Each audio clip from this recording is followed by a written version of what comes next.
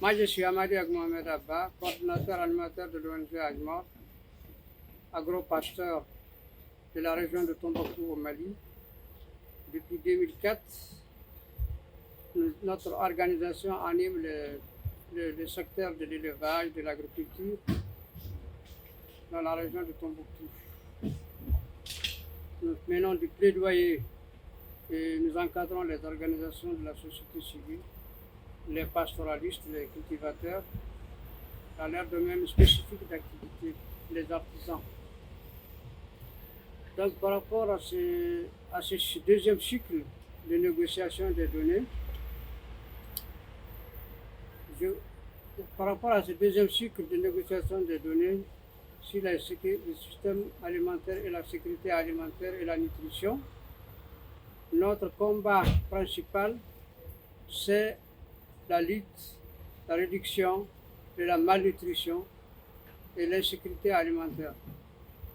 Dans la région, c'est une région qui est très frappée par les aléas climatiques et puis les cycles de violence répétitifs qui provoquent le déplacement de la population.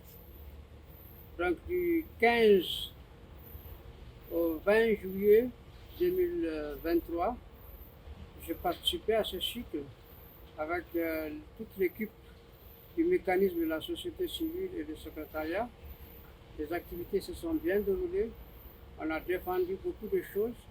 On a eu beaucoup de satisfaction, même si la satisfaction n'est pas totale. Tous nos points, presque, ont été acceptés, nos suggestions, nos propositions, des commentaires, des paragraphes sur ces recommandations, sur ces recommandations politiques de la collecte des données sur la sécurité alimentaire et la nutrition. Cependant, on peut relever quelques inquiétudes par rapport surtout à la gouvernance, sachant bien que le système de données est très technique. Il ne peut y avoir de l'efficacité dans l'utilisation des données sans une gouvernance efficace qui précise un peu le rôle et la responsabilité de chaque acteur dans cette gestion des informations sur la sécurité alimentaire et la nutrition. Outre la gouvernance, il y a également la question du mécanisme de suivi, d'évaluation. C'est un travail d'équipe, d'acteurs, de plusieurs acteurs avec des logiques d'intérêt différentes. Il est normal qu'un mécanisme de suivi soit instauré afin d'éviter un laisser-aller dans l'exploitation des données. Parce qu'il y a beaucoup de risques. Les données, si elles sont mal collectées, s'il n'y a pas une participation inclusive de tous les acteurs, y compris les petits exploitants, les petits producteurs, les peuples autochtones, les éleveurs pastoraux, les pêcheurs, tous les acteurs, s'ils ne participent pas à la définition des données, à leur caractérisation, à la mise en place des approches adéquates et appropriées pour la collecte et l'analyse des données, on peut perdre beaucoup d'informations et les programmes qui vont découler de ces analyses ne seront pas adaptés aux besoins des populations. Ça, c'est vraiment un grand risque. C'est pourquoi nous souhaitons un mécanisme de suivi au niveau local, régional, au niveau national et international, afin que tous les acteurs s'accommodent sur les principes et partagent la vision sur les systèmes de données, sur les systèmes de données de la sécurité alimentaire et la nutrition.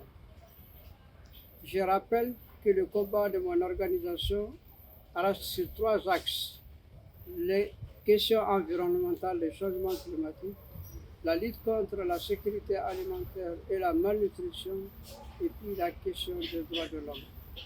C'est une question sur laquelle on a beaucoup insisté courant ce deuxième cycle de négociations. Nous avons beaucoup parlé des questions et des instruments internationaux, que tout doit se passer dans le cadre des instruments internationaux des droits de l'homme, qui ont déjà anticipé sur toutes les questions relatives à la vie des personnes, qu'elles soient publiques ou privées.